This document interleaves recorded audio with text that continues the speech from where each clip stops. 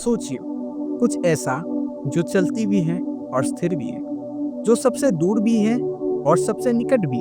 अगर मैं कहूँ कि ये कुछ आप स्वयं हैं, कि आपका असली स्वरूप ना तो दूरी से बनता है, ना समय से, ना ही किसी स्थान से, क्या ये असंभव लगता है?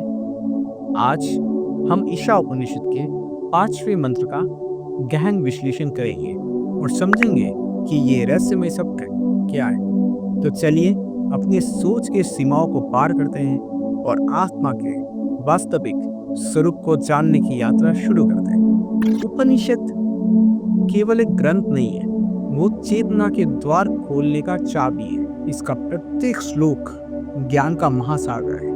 ईशा उपनिषद का 5वां श्लोक विशेष तौर पे अद्भुत है, क्योंकि ये हमें तर्क के सीमाओं से पार लाता है और द्वैत से परे देखने के लिए प्रेरित करता है। तो ये श्लोक है, तदे जाति तनय जाति तद्दूरे तद्वंतिके तदंतरस्य सर्वस्य तत् सर्वस्यास्य बाह्यतः।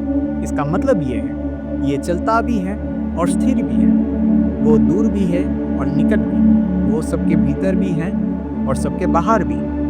ये श्लोक एक पहेली की तरह है जो हमारे सामान्य बुद्धि को चुनौती देता है। आइए इसे भाग में समझते हैं। गति और स्थिरता, क्या ये दो विरोधी बात नहीं है? जरा आकाश को देखिए, वो स्थिर है लेकिन इसके भीतर अनगिनत ग्रह हैं या फिर प्लैनेट्स हैं और स्टार्स हैं, और आकाश गंगाएं घूम रही है। आकाश स्वयं नहीं चलती, लेकिन इसके भीतर सब कुछ गतिशील है। आत्मा भी ऐसे ही है, वो शाश्वत है, अपरिवर्तनीय है, फिर भी इसके भीतर संपूर्ण सृष्टि का संचालन होता है।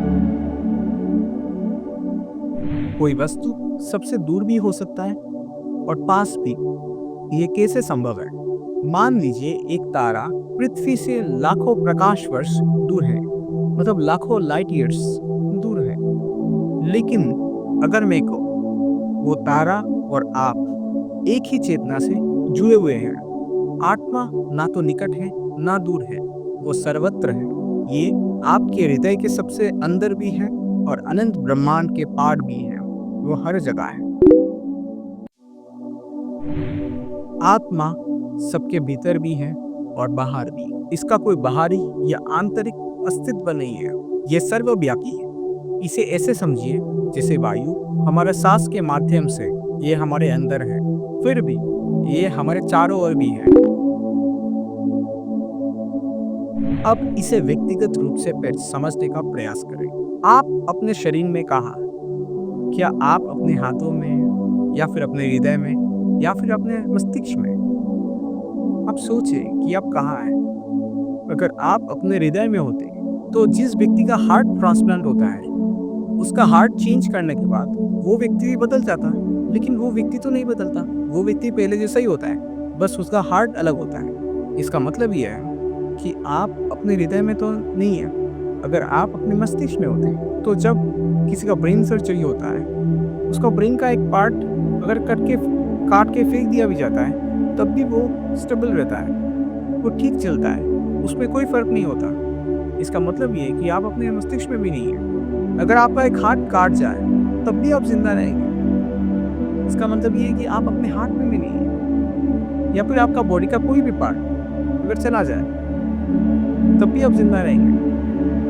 आपका हाथ, आपका पाँव, या फिर आपका एक किडनी भी अगर चला जाए तब भी आप जिंदा रहेंगे। लोग डायलिसिस में जिंदा रहते हैं। इसका मतलब ये है कि आपका कोई शरीर का अंग आप नहीं है, तो फिर आप कौन है?